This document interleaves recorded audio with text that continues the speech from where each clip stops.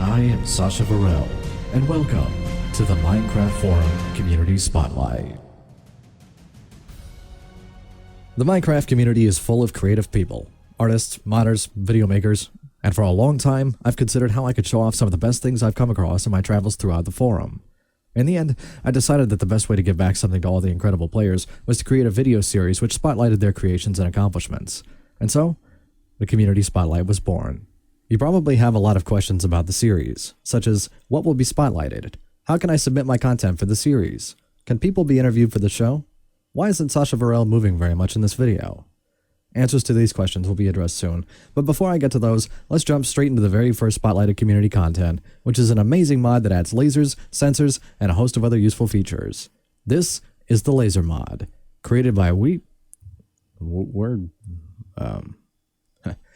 Alright, I'm not quite sure how to say his name, but here it is. In a nutshell, the Laser mod allows players to create laser projectors, sensors, and reflectors in their Minecraft worlds. These lasers have an incredible spectrum of utility and customization, so much so that it cannot be summarized easily. How does one make a laser? That's a good question, but not one I will answer here. You can get details on crafting these amazing items in the mod creators thread. What do these lasers actually do? Well, I'm glad you asked. Let's take a look. This is your basic white laser. It does little except trigger sensor blocks or provide input for a reflector.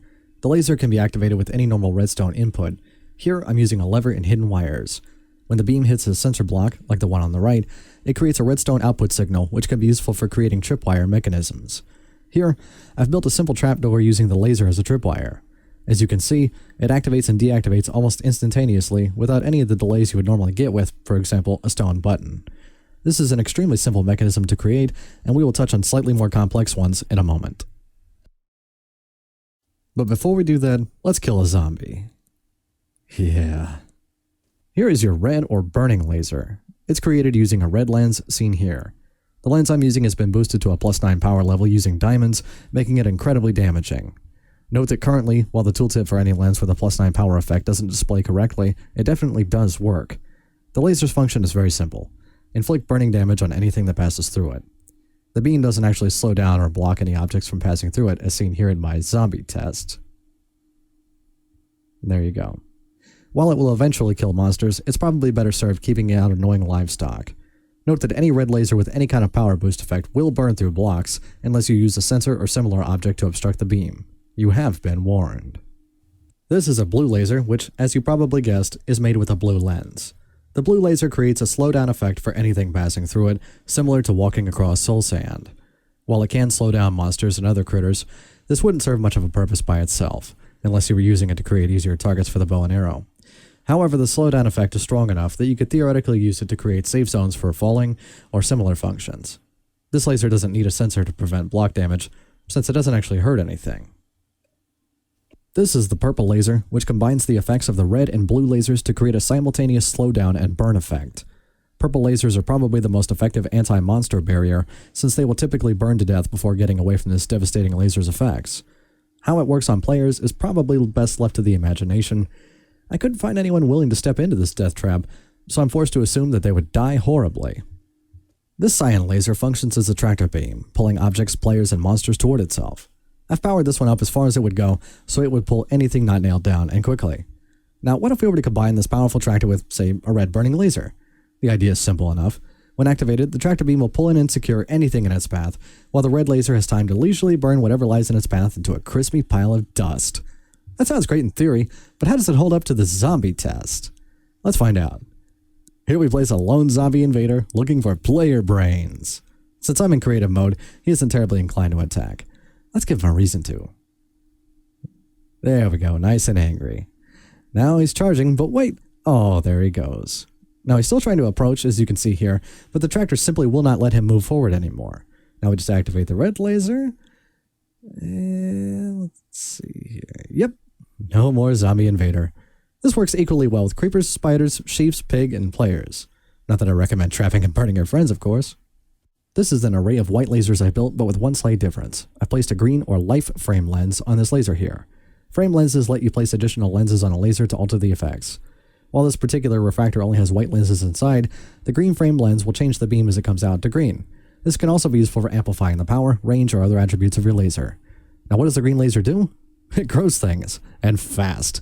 Within seconds, all of these saplings become a harvestable field of trees. The green laser is given the advanced attribute, cutting down any single block of wood from the tree will also knock the whole tree down, allowing for rapid wood gathering. Yes, you too can have your instant tree farm today. Tired of harvesting crops the old-fashioned way? Don't want to get water everywhere with traditional water chute farms? No worries, the future is now. The advanced green laser will also uproot crops when they're fully grown, and when combined with the Cyan tractor beam, you end up with a self-emptying wheat field, ready to be collected in this nice neat tray. Don't get your shoes wet anymore. Tractor beam farming is the way to go. This is a very simple tractor farm, and I'm sure someone will come with a much better one than mine. If you do, I'd like to see it. I've talked about a few different kinds of lasers here, but there are still others to discover. As you have no doubt noticed, I haven't actually talked about how to create lasers or the tools to modify and examine them. While I certainly could do that, covering every detail here would ruin one of the reasons I like this mod so much: the discovery. What other kinds of lasers are there? How many different ways can you combine strength, range, and other neat features to create a truly awe-inspiring mechanism? That very thing is what made this mod stick out to me, and that made me want to explore and create. Even if you're not big into redstone creations, the laser mod has something for everyone, from the simple mechanisms shown here to truly mind-blowing creations. And besides, what is it made better by adding lasers to it? Nothing, that's what. There are a few minor glitches in this mod, such as the missing tooltip text for +9 power modifications, and certain oddities when placing a frame lens on top of another.